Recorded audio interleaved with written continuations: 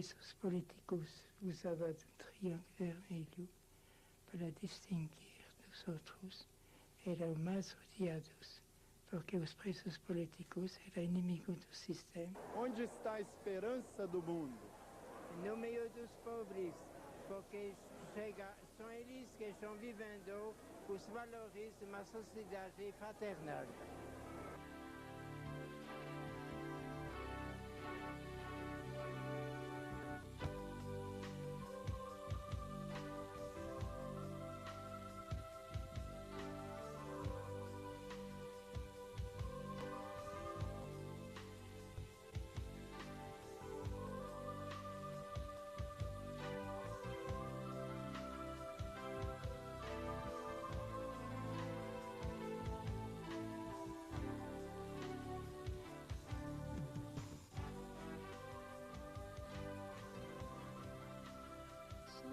Servo de Deus, Sou servo querido, planta machucada, mas o preferido.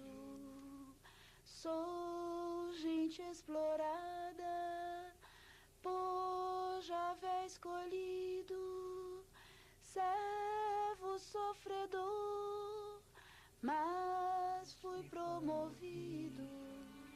O Espírito Santo me faz ser. O Espírito Santo me faz ser.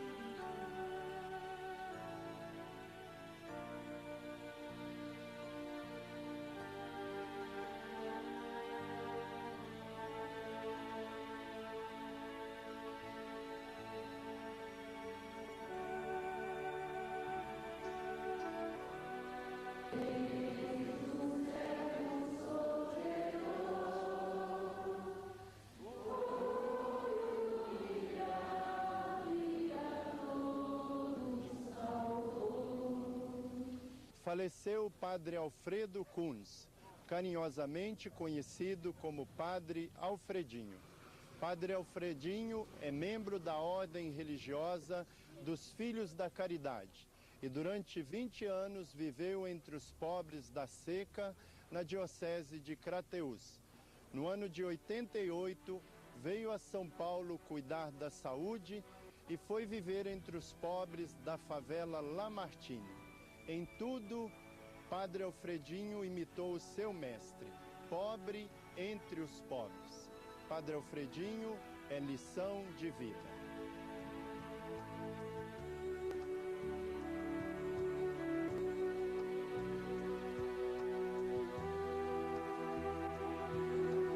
É um momento difícil, né, na vida da Irmandade, mas Alfredinho representa para nós a Igreja de Jesus. Ele, como Jesus, soube fazer-se solidário, soube assumir a causa dos pobres, dos sofredores, foi para a rua dormir com eles, montou seu barraco na favela para estar mais junto, conhecer a situação, os sofrimentos deles e se fazer solidário, se fazer irmão, ser um sinal de Deus para ele. Toda uma vida entregue a essa missão, encontrar a luz, o rosto de Deus no meio dos mais pobres. E na convivência com ele na Capelinha, lá na favela Lamartine, aqui em Santo André, São Paulo, em outros lugares mesmo, mas mais assim, em Santo André, eu fico impressionada de ver a capacidade que ele tem de acolher os mais pobres, os mais sofredores, sendo que qualquer um é bem-vindo, né? E aí eu vim assustada. Quando eu cheguei, fui na capela e ele me abraçou, me acolheu com carinho e falou: "Seja bem-vinda, minha santa". Essa é uma frase que eu jamais vou esquecer na toda a minha vida. E me impressiona muito assim a paciência heróica que ele tem de estar ao lado do sofredor e acreditar que aquele sofredor carrega uma luz interior muito profunda, é muito séria essa presença dele junto das pessoas, né? O respeito que ele tem por cada um, né? Hoje estou falando aqui, vivo, eu agradeço a Deus primeiramente, depois o Padre Alfredinho. Quem é Alfredinho? Uma coisa bem insignificante. Na sua infância, Alfredinho, depois da guerra que tinha tido entre a Alemanha e França, onde os alemães dominavam muitos dos países da Europa, Alfredinho imigrou com a sua família para a França, saindo da Suíça para a França. Ele não era francês, ele era suíço, mas tinha um sobrenome alemão, Fred Kunz. E na escola, os amigos chegavam perto dele, tacavam um tapa na cabeça dele e dizia: "Ah, seu Kunz, Fred Kunz, seu alemão", mas assim, desfazendo dele. E ele, como um suíço, sem entender nada, inocente, sofria aquela pancada na cabeça e chegava em casa chorando. Ainda criança. E a mãe deles falava: "Chore não, meu filho, amanhã. Chore não. Você", em francês eles dizem, "você é um souffre-douleur". Quer dizer, você é um sofredor. Você é um sofredor. Como se fosse, você é uma caixa de pancada. Alfredo Kunz é um cidadão que nasceu em Berne, na Suíça, em 1920. Meus pais emigraram pela França em 26. Estudei, fui cozinheiro, encontrei a Jockey e em 39 fui mobilizado por essa guerra terrível de 39 e 45. Fui prisioneiro em 40 e passei 5 anos no campo de prisioneiro na Áustria, o campo de Kaiserstenbrück. Meu pai era mecânico, a gente era arranjado na própria fábrica. Minha mãe também era uma fábrica de malaria. Eram 2 filhos, André e eu, e o pai era seu trabalho na fábrica, sua horta, trabalhava muito na horta, criava seus coelhos e suas galinhas, homem trabalhador, mas foi chocado por várias coisas da igreja e se afastou da igreja há 20 anos. O maior presente que fizemos a meu pai, o dia de seu aniversário, é um carrinho de mão para carregar as coisas na horta. Eu vivia bem simplesmente. Há 11 anos já trabalhava como cozinheiro. Minha vocação era cozinheiro, como já disse, e membro da Jockey, Juventude Operária Católica. Ela reempreendeu a ler e a viver o Evangelho, a ligar a vida ao Evangelho. Descobri, acendeu dentro de mim a dimensão militante, e lá na região dos Alpes, na França, trabalhava como cozinheiro e gostava depois do trabalho andar na estrada para me repousar e rezar, silenciar, refazer a paz dentro de mim. Então, nesse dia, saiu às 10 da noite, fui andar e, de repente, 2 palavras tomaram conta de mim. Ser padre, só isso. Mas com uma força, uma intensidade, um calor que não dava para resistir. Caiu de joelho onde que estava. Beijei a cruz que tinha na mão e o problema da vocação foi resolvido só de uma vez. Não preciso orientador, psicólogo, entrevista, preparação vocacional, nada. Foi na mesma hora. Foi decidido até hoje. Nos anos 40, viveu prisioneiro no cativeiro da Áustria durante a Segunda Guerra Mundial. Aí encontrou um grupo de prisioneiros políticos perseguidos pelos nazistas. A partir daí, Alfredinho começou uma profunda meditação sobre o sofrimento tão presente no mundo. De modo especial, Alfredinho passou toda a sua vida mastigando os cânticos do servo sofredor, do profeta Isaías. Isso lhe deu uma grande sensibilidade para enxergar a paixão, morte, ressurreição de Jesus, reatualizada, encarnada nos sofredores de hoje.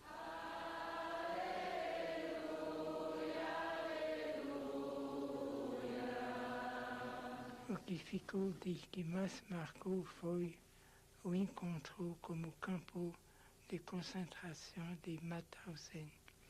Em poucos meses transformaram uma usina perto de nosso campo, em usina de guerra onde os nazis faziam o V2, V1, esta foguete que jogava na Inglaterra. E lá um bom dia chegou mais ou menos 1000 prisioneiros do campo de concentração, verdadeiro esqueleto. Os presos políticos usavam um triângulo vermelho para distinguir dos outros. Eram mais odiados, porque os presos políticos eram inimigos do sistema, recusaram-se se dobrar diante do regime.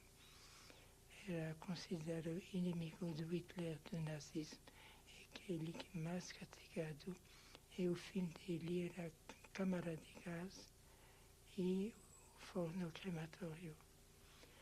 Então conseguia entrar clandestinamente 3 meses e meio nesse canto, ter um contato regular com ele, ajudar com comida, cartas, remédios, roupas, até que o SS me pegaram. E lá a situação do Alfredinho não era das melhores, viu? Porque pegaram uma carta que tinha dado a Roger, que era militante comunista. A família dele toda foi fuzilada e logo foi acusado de espionagem e sabotagem.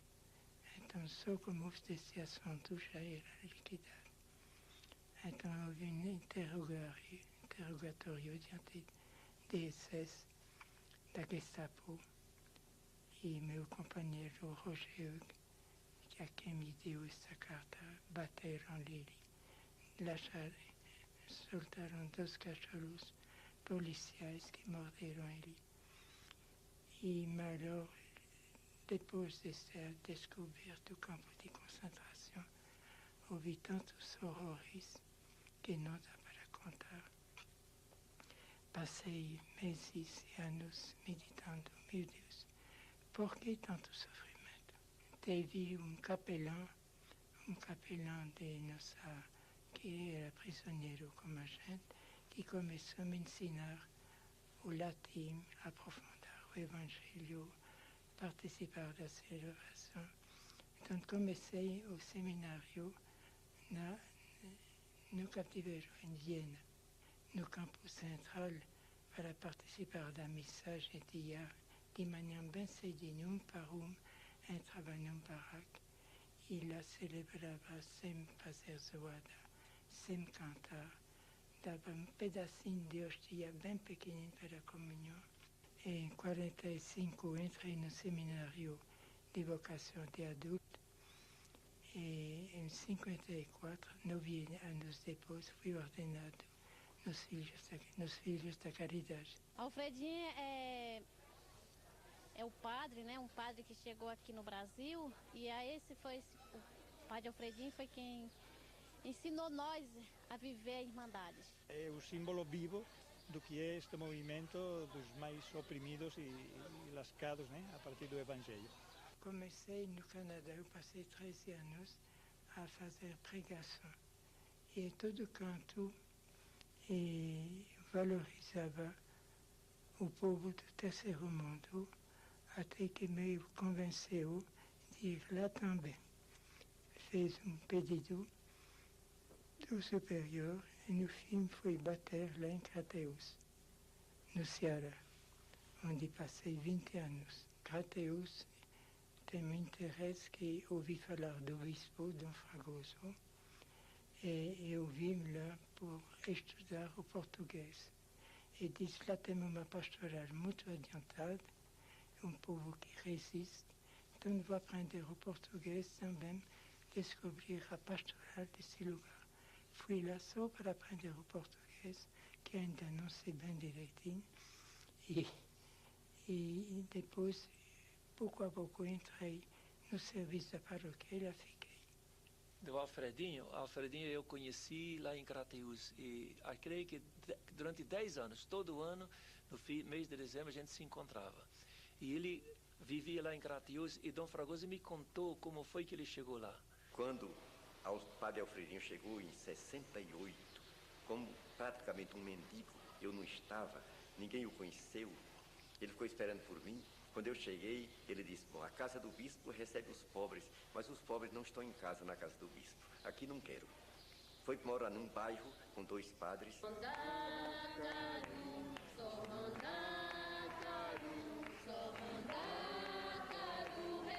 Padre Alfredinho, para nós da Irmandade, foi a primeira luz que a gente encontrou na Irmandade. Já em 68... ele foi levado lá em Crateús por uma mulher muito idosa na Irmandade, né, a dona Juliana, que conhecia muitos sofredores dos bairros pobres e conhecia a Antonieta, uma mulher muito sofrida, vítima da prostituição. E a Juliana dizia, mas eu preciso levar o padre lá para confessar, porque a Antonieta está morrendo de tuberculose. E Alfredinho então se encantou com essa pessoa. Na pessoa da Antonieta, ele encontrou Jesus. E ele dizia, ficou impressionado com a miséria da casa, um barraquinho, um casebre, de tal ponto, tão pobre, que no dia que ela morreu, depois que ele confessou, ele teve o brilho da luz, né, de Cristo no rosto dela. Depois que ele confessou ela, que ela faleceu, ele falou, meu Deus, vendo a miséria desse casebre, a tal ponto pobre essa mulher, que ela não podia nem ter um caixão para ser enterrada, eles tiraram a porta da sua casa, botaram no chão para deitar o corpo dela em cima. A partir daí ele teve uma intuição. O que foi bom para Antonieta, que é uma filha de Deus amada, por que não vai ser bom para mim? Então ele saiu do centro da cidade e foi alugar a casinha da Antonieta e foi morar lá, na zona de prostituição em Crateús, e dizia assim para Dom Fragoso, na verdade, essa zona de prostituição é para mim um santuário. Tem o sofrimento impregnado na vida dessas mulheres, mas tem a partilha, a solidariedade, a bondade. Então, para ele, era um verdadeiro santuário. O que me dirige ainda hoje é sempre o desejo de viver perto do jeito de mais pobre. Então, viver como os mais pobres da zona da prostituição de terceiro grau. Quando apareceu os 5º anos da seca, o bolsão da seca, o trabalho de emergência, senti que devia ir lá. E um bom dia, não podia pedir de me alistar, porque o coronel não podia sentir na igreja. Os dirigentes sindicalistas tinham horror disso. Então fui lá um bom dia, peguei um carro de mão, às 5h30 comecei a carregar barro, como se tinha feito o tempo todo. Mais adiante veio o feitor que disse, por que você vem trabalhar aqui? Você vai trabalhar ainda amanhã? E de quem sabe, pode ser. Depois, terceiro dia, veio um tenente me mandou chamar e disse, você trabalha aqui é para fazer sacrifício ou exercício físico. Então deixei ele, mas continuei. Terceiro, quarto dia, o coronel que chega era um gigante. Ele disse, Alfredinho, pode me dizer quais são as injustiças que você encontra no bolso da seca? Alfredinho, bem pequeno, sem saber bem o que responder. Até que os companheiros acharam que eu fui fraco. Depois me soltou, continuei a trabalhar. Ele disse que podia receber o sextão como alimentação, pagamento. Eu disse, não, sou religioso, não posso receber dinheiro. Isso me salvou, porque se tinha recebido um sextão, uma semana depois dizia que um pai de família precisava desta vaga e me jogava fora. Então trabalhei 11 meses de graça. Eu cheguei de manhã, pegava meu carro de mão, fazia o serviço, e lá não podia me botar fora, porque não entrei. Para que Alfredinho de fato se tornasse nordestino, faltava uma coisa: migrar para São Paulo. Veio para a favela Lamartine, em Santo André. Aconteceu que a paróquia de São Gerardo comprou nesta favela um barraco de 4 ou 5 metros, assim. E foi lá que foi me arranjar. Não tinha fogão, não tinha nada. Botei 3 pedras no chão, comecei a cozinhar, a criar relação com os vizinhos. Depois aumentou, fez um fogão de lenha, um banheiro e uma coisa bem simples. Você entra um pequeno corredor, tem meu quarto, o fogão de lenha do outro lado e a sala, a capela, que serve para celebração, a missa, os encontros de espiritualidade, as orações às 5h30 da manhã, hospedagem matin. Então, o tipo de relacionamento que se criou na favela fez que vocês são cercados de uma multidão de pessoas que são relacionadas com você. Até poder dizer a dimensão do mundo, porque a gente escreve lá cartas em vários países do mundo interessados pela Irmandade do Servo Sofredor. O padre viver na favela não tem nada de difícil, não. Precisa saber se adaptar a tudo o que acontece. Tem uma briga entre os vizinhos, então não ficar irritado e passar isso. Tem uma ameaçada de tiroteio na vila, fique quieto. Hoje de noite, às 11h30 até 2h30, 2 da noite, houve gritaria nos vizinhos. Falava alto, chamava o cachorro, assim passei mais 2 horas sem dormir. Então preciso saber se adaptar e não ficar irritado por isso. Porque se faz zangado, porque tem 3 cachorros que brigam na cabeceira da sua cama, a vida pouco a pouco não se torna possível. Não, a gente não quer fogão a gás, ofereceram uma geladeira a que não quer saber, televisão ainda menos. Porque a televisão, eu sei um pouco novo, é o maior instrumento de imbecilização do povo, como a massa de propaganda, o programa de violência, o tempo que você vai gastar. Eu escrevi 7 livros, mas lhe garanto que se fosse usuário da televisão, não teria escrito nenhum por falta de tempo e falta de ideia, porque a televisão esvazia a capacidade de reflexão pessoal. Sou amante do silêncio. Mais silêncio, mais felicidade para mim.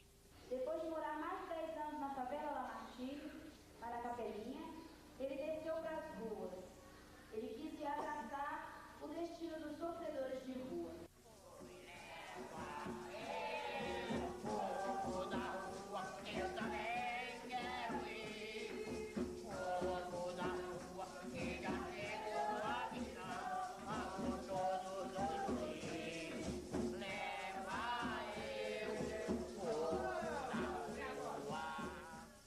Uma vez perguntei a um sofredor de rua, Marcos, Marcos, o que você acha de um padre que foi morar na rua? A mesma pergunta. A resposta de Marcos: mas Jesus Cristo não vivia na rua, não? Ia fazer a missão, depois voltava na rua. Ele está certo, Marcos, pode me esperar que vou chegar com mala e cuia. E foi feito. Então, para um povo da rua, o padre morrer na rua é a coisa mais natural do mundo. Jesus Cristo não fazia isso. Sempre na mesma procura, entrar na fila da fileira daqueles que sofrem. começava a conhecer o povo da favela, mas e o povo da rua? Esse mistério. Então, pelo meu aniversário de 75 anos, de acordo com os colegas, resolvi viver na rua. Preparei uma sacolinha, um pedaço de papelão, coberto, e depois da missa saiu. Só que a Nara diz, eu vou com você no ônibus. Dizia, então vem. Depois, no ônibus, chegando ali, vou ali na estação. Digo, bom, não podia mandar ela fora. Chegando na estação, vou dormir lá na rua também. A Nara é essa. Pois bem. Então, ela pediu licença ao homem da rua que estava dormindo, se arranjar de um dos lugares. Nara botou uma flor na cabeceira por meu aniversário, mas tinha uma cachorra que tinha sarna, que se encantou por meu cobertor, veio dormir lá, gostava do pé, voltava. À meia-noite veio o homem com o pé muito inchado, um gigante assim, na cabeceira da Nara, na procura de cachaça, porque tinha uma garrafa d'água, pensava que era cachaça. Aqueles ônibus que passavam a alta velocidade, a terra tremia. Pessoas que começaram a entrar dos outros, perguntam, que é isso? Esses dois, que é esses dois? O que nos recebeu, eles são amigos meus. Então, pouco a pouco, descobriu a riqueza do povo da rua. E lá é uma escola de alta qualidade. Para descobrir a generosidade, a organização, a resistência, a fé desse povo. Nunca fui lá para distribuir nada. Povo sofredor e santo, Deus lhe deu uma missão. Povo sofredor e santo, Deus lhe deu uma missão. De gerar vida e igualdade pela força da união. De gerar vida e igualdade pela força da união.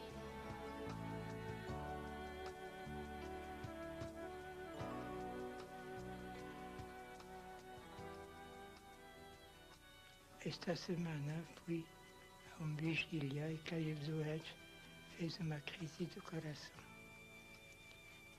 Uma angina.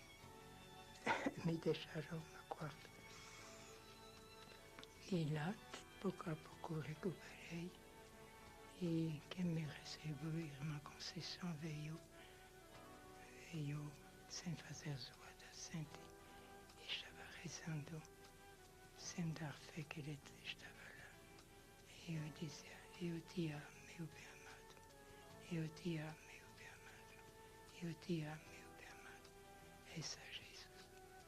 Sem quase dormindo, expressava o que é Jesus para mim, o bem amado que eu amo. É que eu amo também das pessoas, de todos os pobres que são os escolhidos de Jesus. Os últimos momentos que eu tinha junto com o Alfredinho, eu sentia que ele estava tão bem preparado que há uns dias atrás ele dizia, olha, o Alfredinho não vai ser esquecido nessa terra. E com aquele jeito bem humorado dele, ele dizia assim, eu só estou aqui na terra esperando o bem amado dar uma piscadinha para mim e dizendo, vem Alfredinho.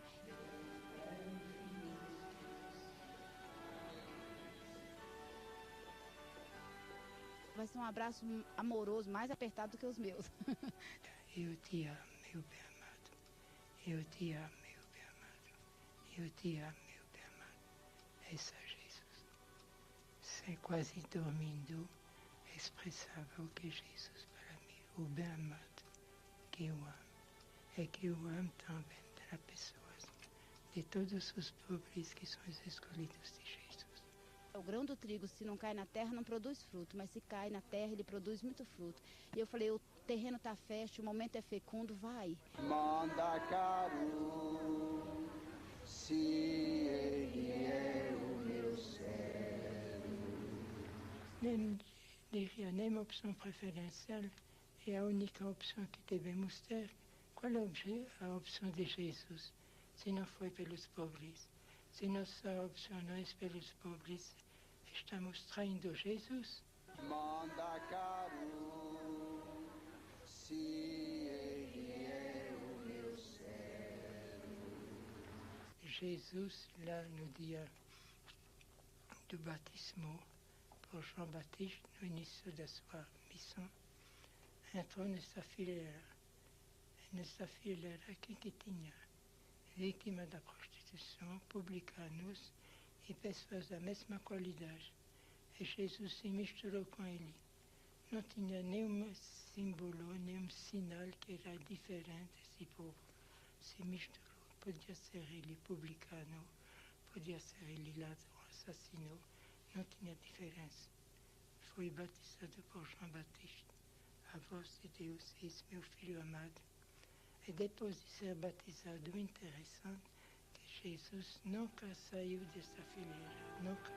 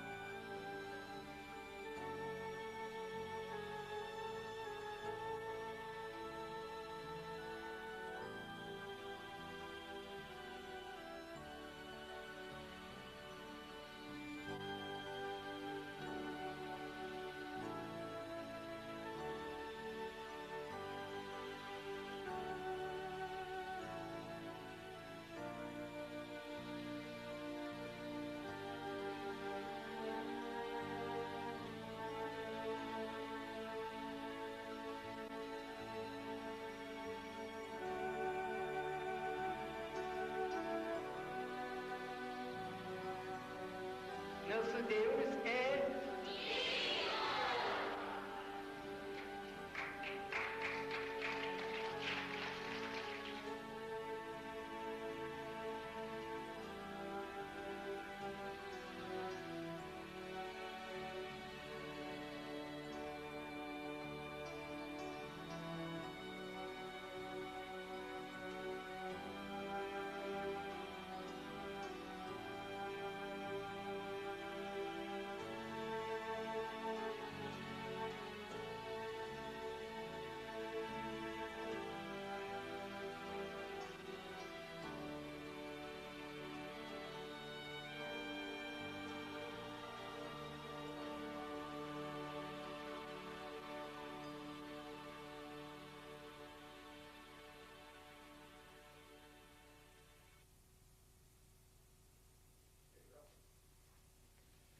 o compromisso vital com os últimos da sociedade sempre brota de uma profunda experiência de Deus. Todos na mesma trilha. Jesus Cristo, o Mestre, Francisco e Clara de Assis, Mahatma Gandhi, Teresa de Calcutá, Luther King e tantas outras e outros. Neste vídeo, apresentamos um bate-papo profético entre o padre Alfredo Kunz, filho da Caridade, e a irmã Alberta Girardi, orionita. Alunos na Escola dos Pobres, eles expressam uma teologia que brota da vida, compromisso e vivência com os empobrecidos. Uma escola de alta qualidade. convidamos você e sua comunidade a deixarem o coração arder pelos profundos questionamentos apresentados por eles, à Igreja e à vida consagrada. Confira.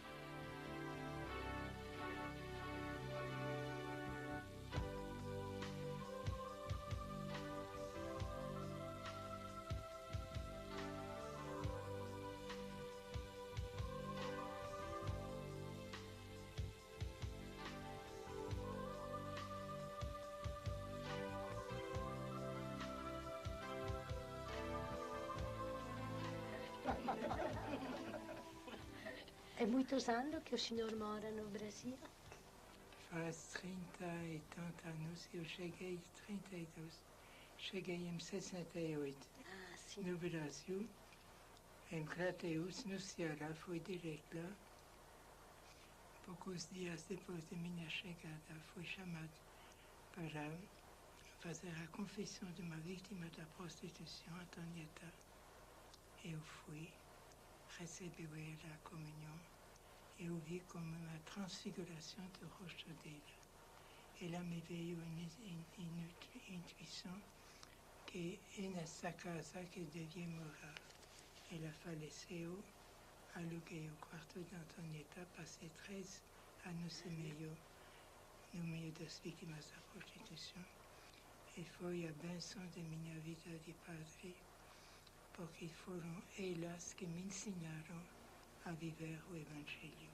Depois de naufraguei, trabalhei no meio dos camponeses, trabalhei de roça, trabalhei 11 meses de emergência e, no fim, fiz como muito nordestino.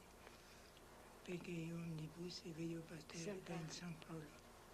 E lá, 3 dias depois de minha chegada, fui ocupar barraco na favela Lamartine e ainda estou lá, no meio do povo da favela.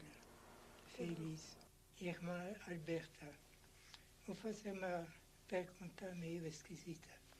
Me parece que você já bem idosa, você vive numa casa de idosos, se repousando depois de uma vida bem carregada. Sou idosa, mas não vivo em casa de repouso. Per grazia di Dio tenho ainda saúde e vontade de trabalhar.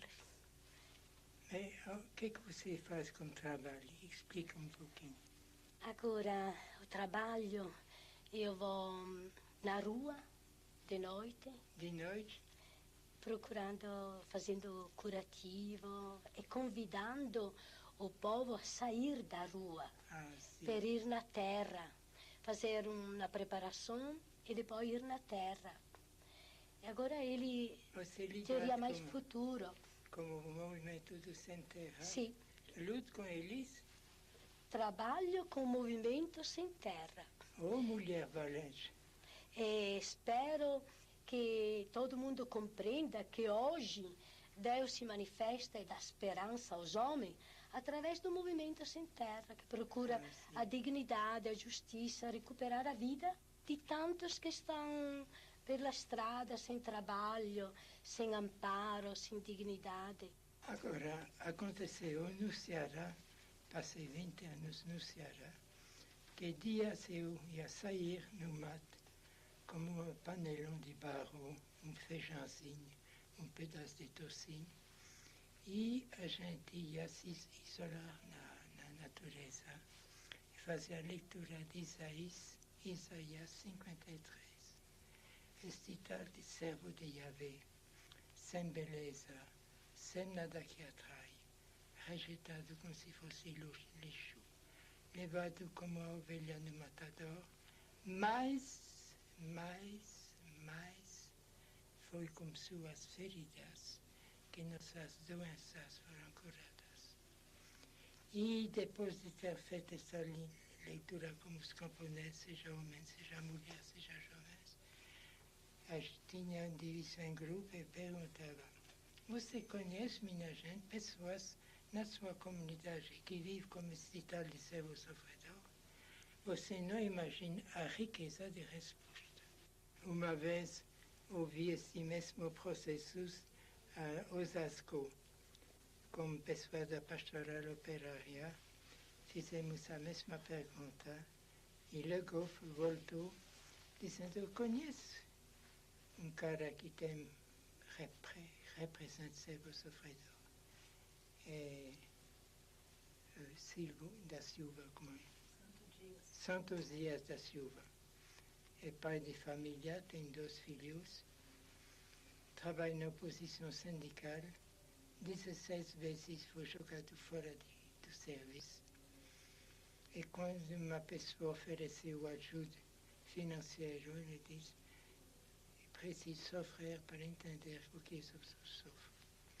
Ele sabe que 3 meses depois, a gente, em 79, aprendia que ele foi assassinado na Silvana, mas foi identificado como sendo servo sofredor 3 meses antes da sua morte. É lindo. Agora, quando o servo sofredor começa a se unir, a fazer pequenas comunidades de sede, a se amar, a fazer um trabalho de artesanato, eles começam a tomar, sem saber, peut-être, a criar os alicerces da única civilização que vai salvar o mundo amanhã, a civilização da austeridade. O futuro do mundo será a mão dos pobres e não dos técnicos lá em cima, que só faz projetos de bilhões e que não dão nenhum rendimento. Não sei se você está de acordo. Estou de acordo. Eu tenho sempre a impressão que Cristo está no meio do povo sofredor. Ele se identifica com ele, anda com ele, e por isso que ele tem ainda força de esperar, de ter amizade, de começar, de se unir com os outros. Isto é Cristo que anda no meio do povo sofredor e ainda conserva a esperança. E a alegria. E a alegria. Que tipo é alegria? Me explique como é isso. O que é ser igreja para vocês dois? Igreja é ser família de Deus. Não ter privilégio, não ter divisões, não ter status, se misturar com o homem, porque o homem que recebe a vida de Deus é sempre Jesus Cristo que anda no meio de nós, com a sua novidade, com a sua alegria, com a sua esperança.